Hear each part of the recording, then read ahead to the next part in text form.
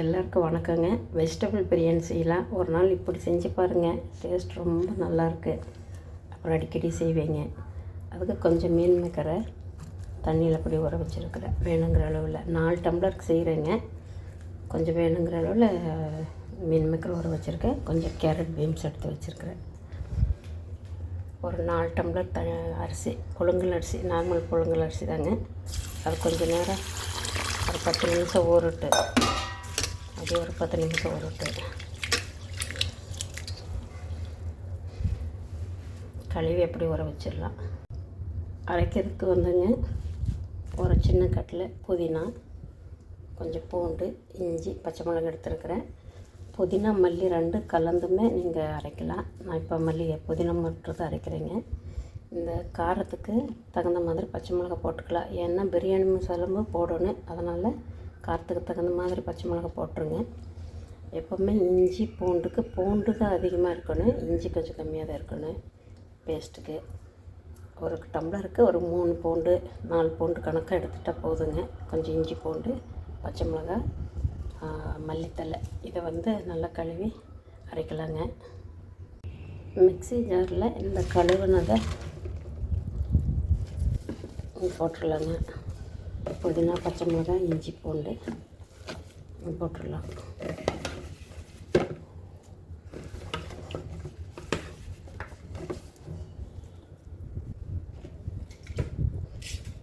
இது கூட கொஞ்சம் ஒரு 1/4 மூடி தேங்காய் போடுறேங்க. இந்த தேங்காய் இந்த நம்ம காளான் பிரியாணியில் செய்யும்போது தேங்காய் பால் ஊற்றினோன்னா தண்ணிக்கு பதிலாக ரொம்ப டேஸ்ட்டாக இருக்குதுங்க. அதே மாதிரி கொஞ்சம் இந்த வெஜிடபிள் பிரியாணிக்கு கொஞ்சம் தேங்காய் வச்சு அரைச்சி போட்டோன்னா நல்லா டேஸ்ட் கொடுக்கு. கொஞ்சம் தேங்காய், 2 பட்டை, ஒரு 3 கிராம்பு,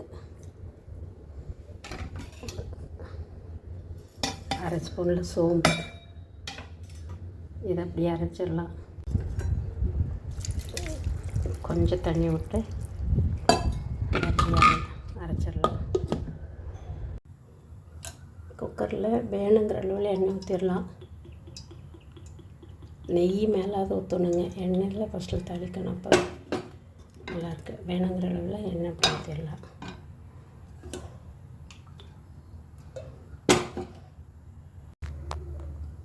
ஒரு டம்ளருக்கு ஒரு மீடியம் சைஸ் வெங்காயம், ஒரு வெங்காயங்க. இப்போ நான் ஒரு 4 வெங்காயம் கட் பண்ணி வச்சுருக்கிறேன். எண்ணெய் சூடானதுக்கப்புறம் 2 பட்டை, 2 கிராம்பு, ஏலக்காய், பிரிஞ்சி இலை, கொஞ்சம் முந்திரிப்பழம், பருப்பு அப்படியே போட்டு தாளிக்கலாம்.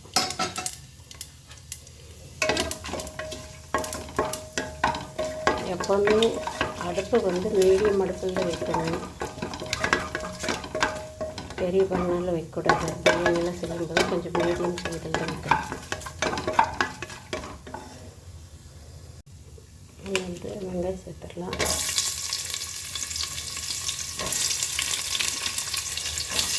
இஞ்சி பூண்டு பேஸ்ட் நான் இந்த அரைக்கும்போது அரைச்சிட்டேங்க, தனியாக போடல.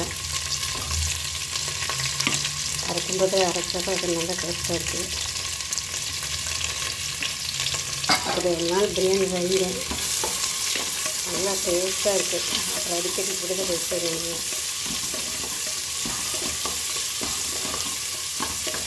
நல்லா ப்ரௌன் கலர் வேணும். தக்காளி நிறைய போட்டேன்னா தக்காளி சாதம் மாதிரி ஆயிருங்க. அதனால் 2 பெரிய தக்காளி இல்லை, 2 தக்காளி மாத்திரத்தை எடுத்துருக்கிறேன். வெங்காயம் வேணும் 4 போட்டுக்கலாம், தக்காளி 2 போட்டாலும் போடலாம். வெங்காயம் நல்லா வதங்கிடுச்சு.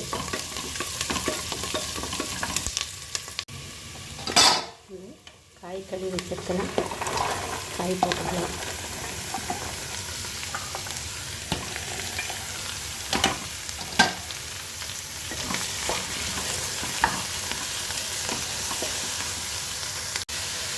காய் முதல்ல போட்டு அப்புறம் தான் தக்காளி போடணும்.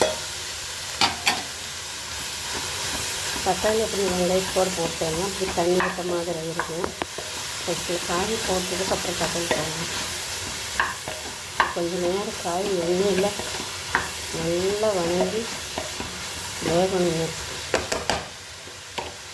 இது கொஞ்சம் மூடி விடணும். இந்த அரைச்சதை வந்துங்க இந்த மிக்ஸி ஜாரோடு கழுவி அங்கேயே ஊற்றிக்கலாம்.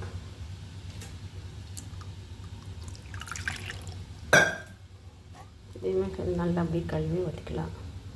இந்த அரைச்ச இது வந்து நம்ம எத்தனை டம்ளர் தண்ணி இருக்கிறத பார்த்து அளந்து எடுத்துக்கணுங்க. எத்தனை டம்ளர் தண்ணி இருக்கிறத பார்த்து அளந்து எடுத்துருங்க. அந்த அளவில் தண்ணி ஊற்றணும்.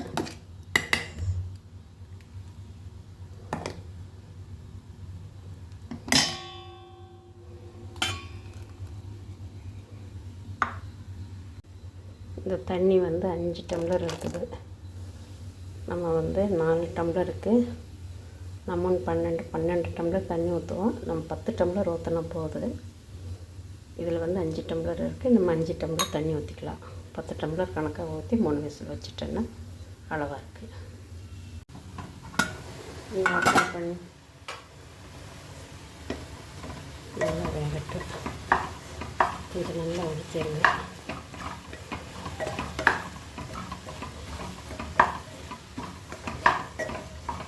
கொஞ்சம் நேரம் நல்லா எண்ணெயில் அப்படி வணங்கினா தான் அந்த பிரியாணி டேஸ்ட்டு வருங்க. இதில் வந்து இந்த தண்ணி ஊற்றிடலாம்.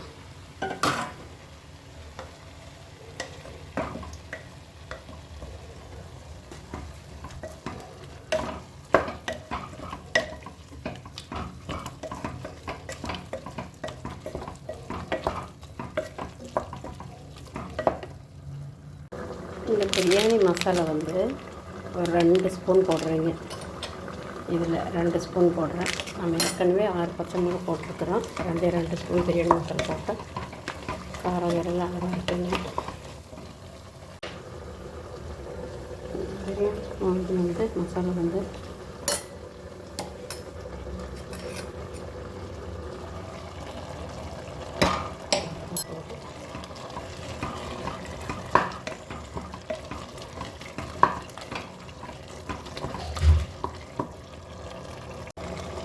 இதில் வந்து வேணுங்கிறது உப்பு அப்படி போடணும்.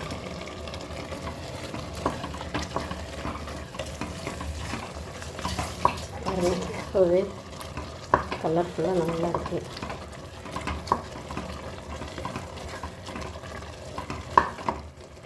அள்ளிவிட்டு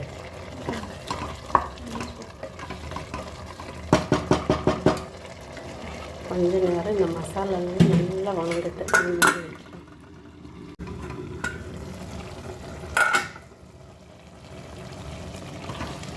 நல்லா காயெல்லாம் மசாலா பிடிச்சி நல்லா வணங்கிடுச்சு.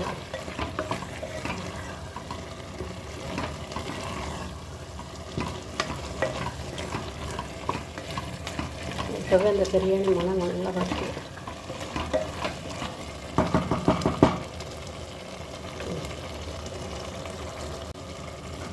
ஏற்கனவே 5 டம்ளர் தண்ணி ஊற்றிருக்கோங்க.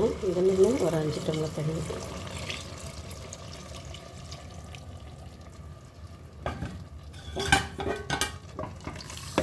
உங்கள் அரிசி நீங்கள் எப்படி தண்ணி ஊற்றுறீங்க அந்த மாதிரி ஊற்றிக்கோங்க. நாங்கள் வந்து இதில் ஒரு 10 டம்ளர் அரிசிக்கு சரியாக இருக்குது. கழுவி நல்லா வடித்து வச்சுருக்கேங்க. அந்த அரிசியை போட்டுடலாம்.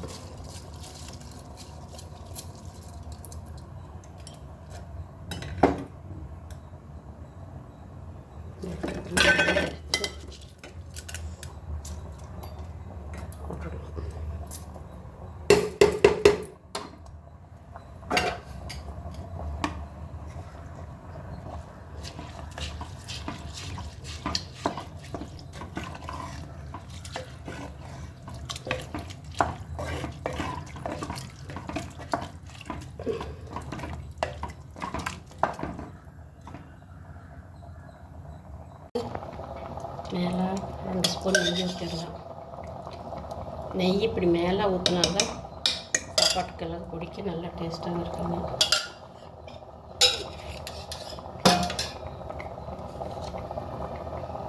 அந்த அரை லெமன் வந்து அப்படியே புளிஞ்சிடலாம்.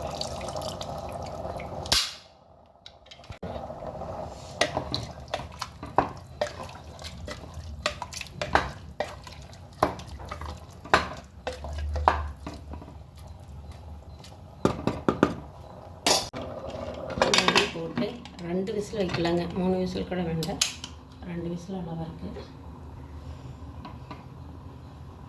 மேலே ஆவி வந்தப்புறம் விசில் வச்சிடலாம். வைக்க மாட்டேன், 2 விசில் வரட்டு.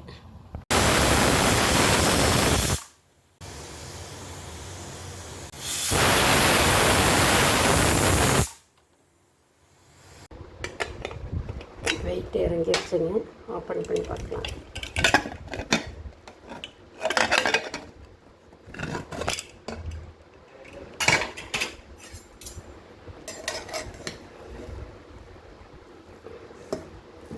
பாருங்கள், சூப்பரான வெஜிடபிள் பிரியாணி சூப்பராக ரெடி ஆச்சு.